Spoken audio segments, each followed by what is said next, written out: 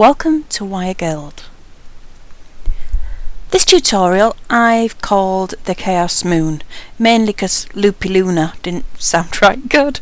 As you can see, it's a moon and it's very pretty. I've done it in copper because with the oxidization it was better in copper, and they always turn out different. So your materials, I'm going to use my favourite 1.6mm or 14 gauge round wire, and then you'll want some 1mm or 18 gauge round wire. Now I haven't put amounts in because it really depends on how much you do. Then if you want some little dangles from the bottom, you're going to need a couple of beads to actually dangle. I used a little hematite star bead and just some 0.4, 26, just something fine, you know, that we can actually sort of wrap around. So this is a moon that I've made, and unfortunately it's the wrong way around. As you can see, faces the wrong way. I don't know what I was thinking. If I use something like this to create the shape of a moon, it would be a very, very little moon. So I need something a bit bigger than that to work around. So you need to have a look around and see what you've got that's about the right shape for your moon. So something circular. I've got my tin of Renaissance wax. It's what I covered the copper with when I finished, and I have to sniff it. It's terrible. It smells gorgeous. I'm really addicted to the smell. So anyway, this is a nice sort of round shape. So I'm going to take my 1.6 wire and I'm going to wrap it all the way around, and past. You're going to want a good inch and a half wrap over on your moon. So I'll trim that off down there. Ooh, I have these really rubbish snips. I don't know what I've done with my snips. I've lost them. Right, so I've got my bit wrapped over round, but of course we don't want it round. We want a moon shape. So we need to make this moon shaped. But let's just get this bit, which is going to be the bail at the top. And let's get this out of the way. Sorry, plain. I've lost everything today. I don't know where everything's gone. I'll use round nose pliers. You really shouldn't, but. And I'm just going to bend that up. So that's up and out of the way, and that's going to become the bail, is that bit. Now, moon shapes are really easy because they're just part of a circle. When you try and craft them with your fingers, it becomes really difficult, but this way, they're really easy to do. Grab your flat nose pliers and put them where you want sort of the bottom of the point of the moon to be, so more than halfway, and then bend it upwards. Can you see that? So it's a little bit like a quarter of an orange or something, and then just bend and bend until that goes over the top of itself. Squeezing down. You know what the 1.6 is like. It's really quite firm, so you're going to have trouble, especially if you just put hand cream on like I've done, which was a bit silly of me. Anyway, we'll just put that down. Okay, that's a bit little. It's going to be a very, very thin crescent moon. That one's a better size. As you can see, I used the same form to shape it round. So I'll just pull it that way a bit. That's a bit better. And then just bring that to meet it. So you can do a bit of manipulation. Now I'm going to tighten that, but not all the way. Just close it a little bit. Now let's get this straightened, and then that is going to go around that side. I want it to go through there. So now push and push until it gets into the right place. Give it a tug. And then you see that funny bit there? Don't worry about that funny bit. I can solve that in a minute. I'm just pulling. It is stiff stuff, is this, but it makes a really strong pendant. You could probably get away with like a 1.4, but I do like, especially when I'm selling them, I like these to be super firm so that people can't damage them. Alright, I'm wrapping that bit of wire all the way around and pressing it down, and it really doesn't want to. There we go.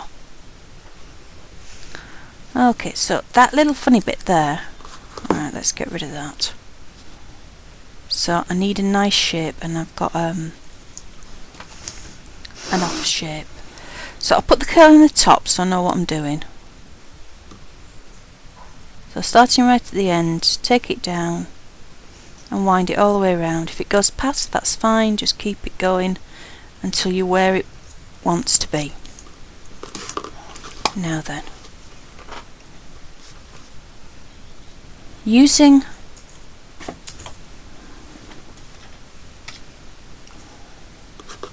I need to see if this hangs properly. Yeah, that's about right. Using a little fine piece of wire like that to pop through the bails to make sure that your bail is at the right angle, especially when it's just a single curl like this. It makes it a bit better. Now I'm going to move that fastener up towards my bail and then put the pliers in between and push that wire up towards the binding.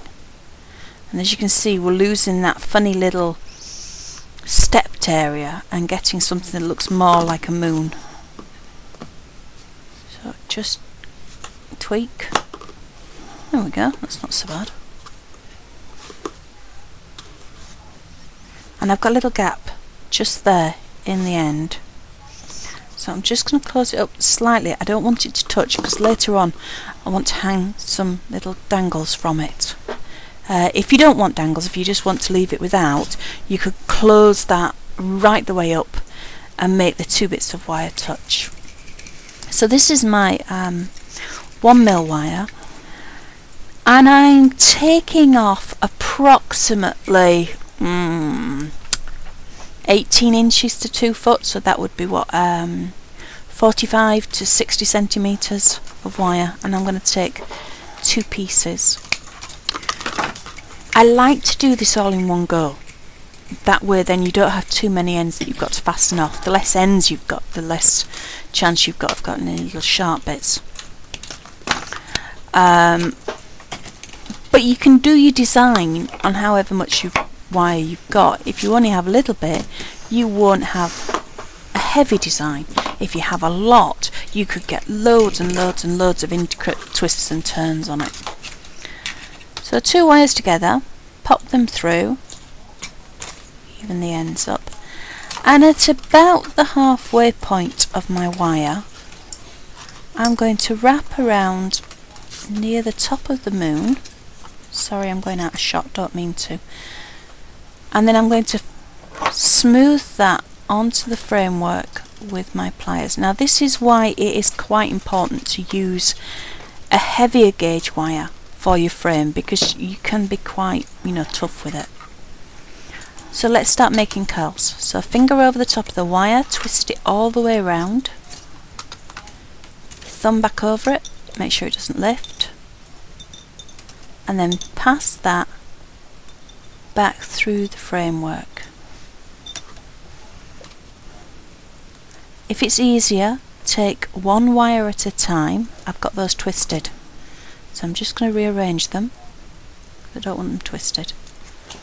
And just gently pull the wires through. We're going to use these wires for a long time, so we're being gentle with them so that we don't work harden. And I've tightened that onto the frame again. And then I'll do more curls. Don't worry if you're moving out of your framework. They always say that when you get children that colour out the lines, they're the ones that are the most creative, so don't worry about staying within the lines. Let your curls just go wherever they want. Freeform, swirls, twists. But go backwards and forwards. Wrap around the frame. Bring that back to the top, nice and tight.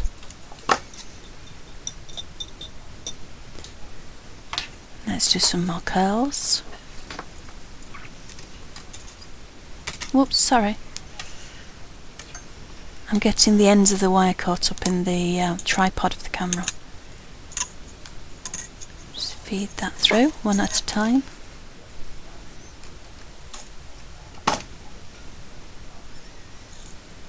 The idea of a chaos wrap is that it is not regular. And I really have to fight against myself when I do this, because I just do it automatically. I want it to, you know, sort of balance. And the problem is it doesn't look right if it does. It has to be wiggly and curls and chaotic. And that's how it looks beautiful.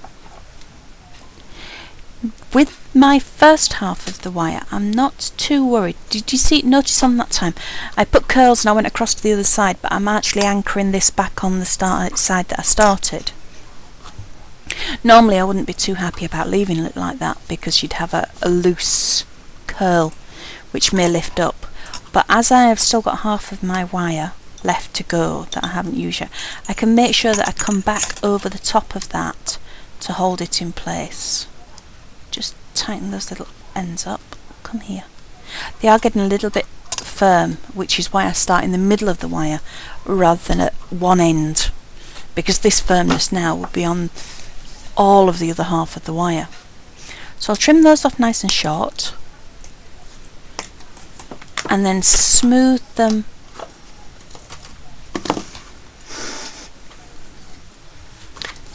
down onto the framework. There we go. So that they're nice and flat. You really don't want any little sharp bits catching. Now this pendant does look amazing in silver. However, it's heavy. If you're in the UK, this is going to mean that if you're looking at selling this, it needs to be hallmarked. The weight is such. Obviously, if you're anywhere else in the world, it probably won't make a blind bit of difference. But it is going to have to be, you know, it's going to be a costly piece to make. So I've now got my other wire, and I'm doing wiggles and swirls over the top of the curls that I've already put in, and back through the framework to hold it in place. Now don't worry if at this point you're thinking, well, you know what, I don't really like mine. It isn't looking the way I thought it would look. Part of me always thinks that when I'm making one of these. I get to this point and I look at it and I think, you know what, this is horrible. And I think it's because it's not yet oxidized. As soon as I darken them, I love them. But when they are in their sort of bright copper state, oh no, not my idea of pretty at all. But some people like them like that. I think I might be prejudiced. I don't like copper. So let's pull that through. Now you can also add into these if you want. So you could put the odd bead in, or you could put a little snap set in and stick a gemstone in, or you could put a different coloured wire in. That would look really, really nice. You know, if you had mostly copper and then maybe just a thread or two of silver running through it. Especially if the silver was more on top, and then once you'd oxidized it and then polished it, that silver would polish up to a bright shine, and you'd have the darkness of the copper curls at the back, and then you'd have this really nice, ow, that bit was a bit tough, you'd have this really nice silver sort of streak going through it. Especially with it being a moon, it'd be quite cute with that. I might have to have a go at that. So pulling these tight. Look to see if you've got any areas that look, I don't know, odd, glaringly odd. You know, if something looks really bald or loose like that. Like, I'm not right keen on that bit. So I'm going to take my wires back and I'm going to go, I haven't got much left, but I've got enough to go over the top of that loose bit and then just wrap around the framework again. And that will hold that in place. You've all heard me say before, there's no right and wrongs in making jewellery. Basically, if you can hang it on a cord around your neck, it's a pendant, and that's what we're making a pendant. But in these, there are even less right and wrongs. Make sure it doesn't have any sharp bits. Make sure it'll hang from a cord, and other than that, you just can't go wrong. Sometimes you'll do the odd one and you think, you know, I'm not keen on that one, even with the oxidization on in that, but you'd be amazed how many other people will love it. It will appeal to them even if it doesn't appeal to you. I'm just going to smooth those end bits over. Now if you got to this point and you decided, you know what, I don't think there's enough curls on it, I want some more, you could always add some more 1mm wire in, but I'm quite happy with that. So I've got my little loop in the end just there, and I am going to use some 1mm wire, and I'm going to make a star, because I have this little star bead which is really sweet. Hang on a minute, let me just grab hold of it. It's a little hematite star. I've run out of little Swarovski stars, otherwise I would have used one of those because they're like gorgeous and they're really sparkly, but this'll do. And that's my little hematite star. But as you can see, hang on a minute, it probably will do now just to get me, but normally they will not go on 1mm wire. Nope, it won't. So I'll use a bit of finer wire for that in a minute, but I'm going to make a chaos star, so just like we've done with the moon, but I'm going to make this into a star. So let's start at the bottom. Pliers on, put a bend in, sharpish bend, grip again, you see that bend, and bend.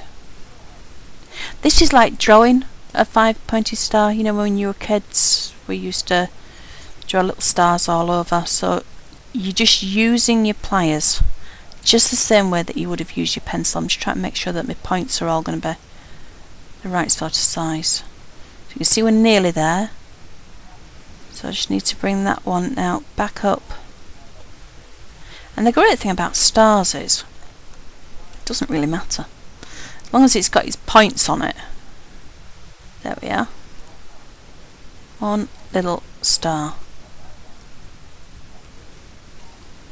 There we are. So I'm just going to wrap the point of that star around the main wire.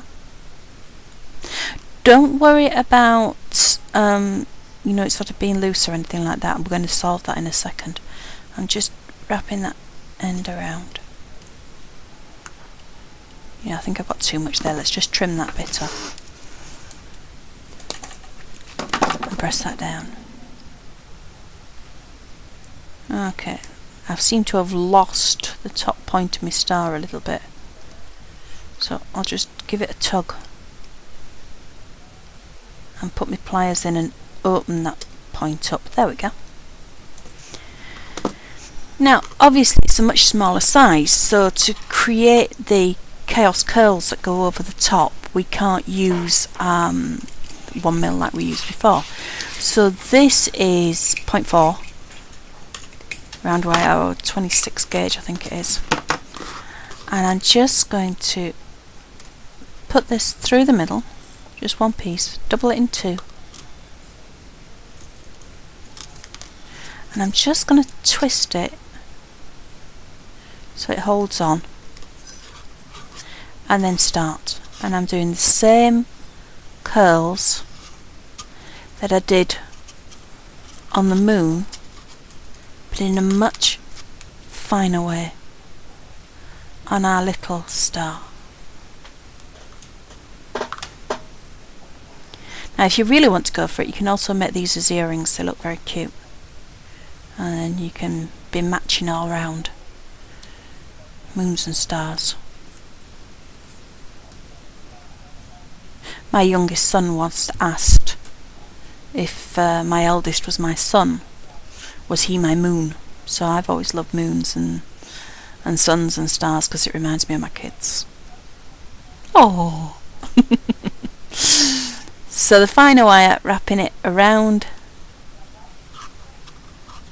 and twisting and curls. Like I say, don't worry too much about going out of the lines. Only time that going out of the lines becomes a problem is if you put that much on that you can no longer see what the base shape is meant to be. So if you put that many curls on that it looked like a snowball instead of a star, that would be a problem. But as long as you're quite careful with the amount of curls that you put on and the heavier wire that's creating the shape or the form, or the star in this case, shows through, there's no problem. I'm probably getting to about the right point now. Let me just pull that through. And the other one.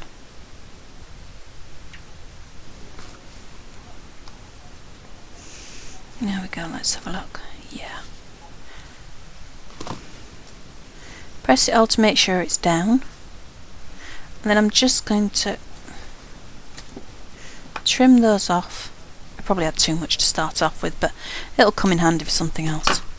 And then smooth it down so that you have no little sharp edges. And that is going to be my little chaos moon. I'm going to make a loop in the end of the wire. You see, that's how you'd make it into an earring.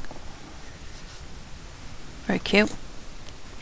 Straight through the opening that we left at the bottom. Round nose pliers across the loop to hold it nice and secure. Then using pliers, wrap the wire around. I find it easier to use pliers. If I use my fingers, I find that I don't get the wrapping as neat as I could get it using the pliers. Trim off. Press down. Sort of smooth it round. Make sure that there aren't any little sticky up bits anywhere. There we go. Little dangling star. So let's have another one. When I'm using such fine wire, I don't like to put a loop in the end like I normally would, you know, like a head pin. I don't think it sort of sits very nicely. So I'm going to go around the star with the wire.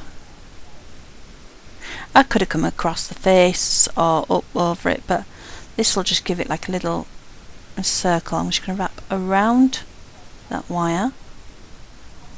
There we go, and I'm going to go back round, yeah, like that. Go back round again. There we go. It will tie it in with the rest of the piece more as well, the colour wise. The hematite looks a little odd at the moment with the bright copper, but once we've got it oxidized, it will darken down. So that smooths. Can you see how I twist when I smooth? The twisting is as much use as the actual pressing, because pressing sometimes will just press it so it pokes out the other way. Little curling through the end of the moon, round nose pliers across the curl, and wrap it down the stem so it stays on nice and tight. There we go.